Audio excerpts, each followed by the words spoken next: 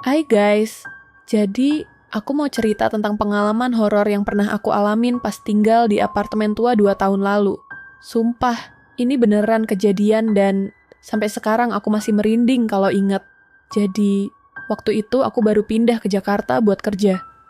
Dan beruntungnya dapat apartemen murah di lokasi yang strategis. Tapi ya, begitu masuk, aku langsung sadar kenapa harganya bisa semurah itu.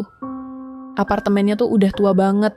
Dindingnya retak-retak, lantai kayunya juga kalau diinjak bunyinya krit-kriet kayak rumah di film horor. Tapi ya udahlah, aku mikir positif aja. Toh nggak ada kejadian aneh di hari pertama. Malam pertama, fine, tidur nyenyak.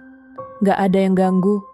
Tapi masuk hari ketiga, disinilah semuanya mulai terasa aneh. Jam 2 pagi, aku kebangun gara-gara dengar suara tangisan. Awalnya aku kira suara dari luar, mungkin tetangga lagi galau, atau ada anak kecil kebangun. Tapi makin lama, makin jelas, dan makin dekat. Aku mulai ngerasa ada yang gak beres. Suara tangisannya tuh bukan kayak kok orang biasa nangis, tapi lebih kayak seseorang yang lagi sedih banget, kayak ada kesedihan yang dalam banget di sana. Aku coba cuekin, tarik selimut, pura-pura tidur lagi, tapi suaranya malah makin keras. Dan yang bikin aku bener-bener merinding, suara itu datang dari dalam apartemen aku sendiri. Lebih tepatnya, dari kamar mandi. Oke, di titik ini aku udah mulai panik, tapi aku masih berusaha mikir logis. Mungkin suara dari kamar sebelah, gitu pikirku. Tapi, kalau dari kamar sebelah, kenapa kedengerannya kayak ada di dalam kamar mandi aku sendiri?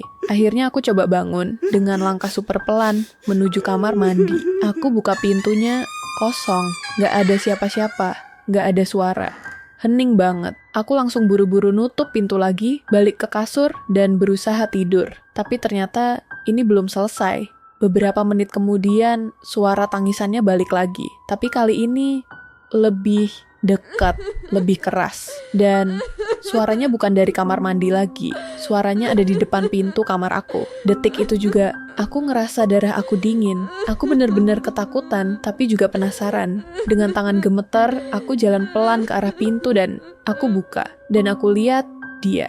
Di ujung lorong, tepat di depan kamar mandi, ada sosok perempuan berdiri membelakangi aku. Bajunya putih, lusuh, kotor, rambutnya panjang kusut, badannya kurus banget, kayak udah gak makan berbulan-bulan. Aku langsung diem, mau teriak, gak bisa. Mau lari, kaki rasanya kaku. Dia diem aja, berdiri di sana, nangis pelan. Tapi tiba-tiba, dalam sekejap, dia muter badannya, cepet banget. Dan aku lihat wajahnya, matanya kosong, gak ada cahaya. Cuma gelap, rasanya kayak aku lagi ngeliat ke dalam lubang yang dalam banget. Kayak kehampaan yang gak ada ujungnya. Aku mau kabur, tapi badan aku masih kaku. Dan tiba-tiba, dia hilang. Gak ada suara, gak ada tanda-tanda dia pergi. Cuma hilang. Aku gak mikir panjang. Langsung ambil kunci, buka pintu apartemen, lari sekenceng-kencengnya keluar. Malam itu aku nginep di tempat temen, gak peduli udah tengah malam, pokoknya aku gak mau balik ke apartemen itu lagi sendirian. Besoknya, aku tanya ke beberapa orang di apartemen itu. Dan ternyata, dulu pernah ada seorang perempuan yang tinggal di unit aku. Dia tinggal di kamar mandi, sendirian, dalam keadaan yang mengenaskan. Kata orang-orang, dia udah lama depresi dan akhirnya, ya gitu. Setelah tahu cerita itu, aku gak bisa tinggal di sana lagi. Aku sering dengar suara tangisan itu tiap malam, dan rasanya kayak ada yang selalu ngeliatin aku dari balik pintu.